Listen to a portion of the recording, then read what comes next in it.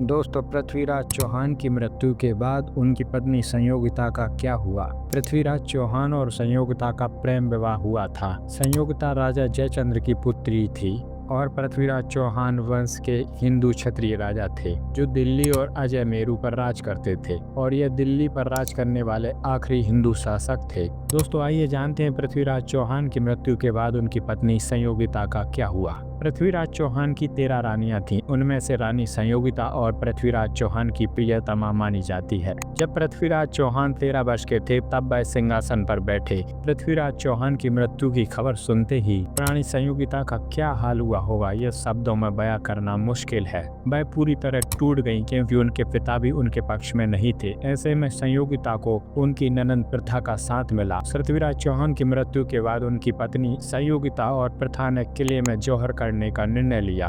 पृथ्वीराज चौहान की मृत्यु के बाद रानी संयोगिता के पास निर्णय पर अमल करने के लिए ज्यादा समय नहीं था। दूसरी तरफ मोहम्मद गौरी का सेनापति कुतुबुद्दीन ऐबक रानी संयोगिता और अन्य हिंदू औरतों को अपने हरम में लेने के लिए उतावला हो रहा था। पूरी सेना के साथ कुतुबुद्दीन ऐबक लाल किले के बाहर डेरा डालकर बैठ गया। लाल किले के चारों तरफ यमुना नदी का पानी और किले की विशाल दीवारें कुतुबुद्दीन ऐबक को हताश कर रही थीं। वहीं दूसरी तरफ रानी संयोगिता और साथियों ने मिलकर लाल किले में विशाल चिता की तैयारियां की। इससे पहले रानी संयोगिता ने किले में प्रवेश करने के लिए बने पुल को तोड़वा दिया। किले के बाहर जो खाई थी उसी भरने के लिए कुतुबुद्दीन ऐबक ने अपने सैनिकों को आदेश दिया कि हिंदुओं को इसके अंदर डाला जाए और उनकी लाशों के ऊपर चढ़कर दीवारों को पार किया जाए। तब हिंदुओं ने अपने धर्म और संस्कृति के साथ नहीं छोड़ा और तरह तरह की यातना सहते रहे। उन्हें उस खाई में डाला गया। जब खाई जिंदा शरीरों से भर गई तब उनके शरीर के ऊपर से हाथियों को निकाला गया और दरवाजे तक पहुंचने का प्रयास किया गया। वहां पहुंचने के बाद भी वह दरवाजा नहीं टूट रहा था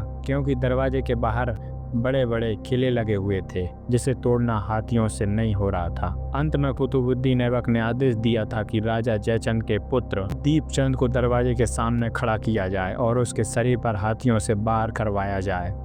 राजा जयचंद ने मोहम्मद गौरी का साथ दिया था, लेकिन फिर भी मोहम्मद गौरी का सेनापति कुतुबुद्दीन ऐबक ने उनके ही पुत्र दीपचंद को मौत के घाट उतार दिया।